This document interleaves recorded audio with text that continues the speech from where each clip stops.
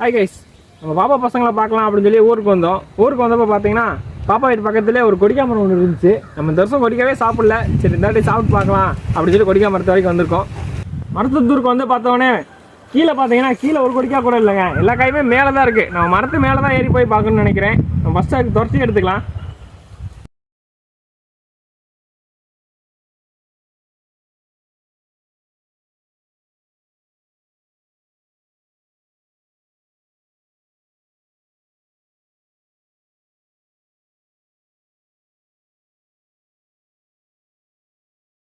நம்ம கீழே இருந்து மேலே ஏறி வந்துட்டோங்க. மேலே ஏறி வந்ததுக்கப்புறம் பார்த்தீங்கன்னா அங்கே காய் இருக்குதுங்க.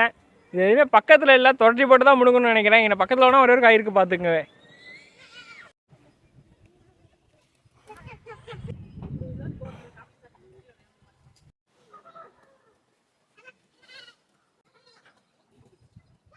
மேலே போய் பிடிங்கெல்லாம் கீழே இறங்கியாச்சுங்க.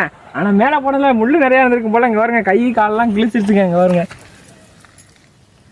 கை காலெல்லாம் கிழிச்சு. ஆனால் பிடிச்சிங்க பிடிங்கிட்டு வந்தாச்சுங்க.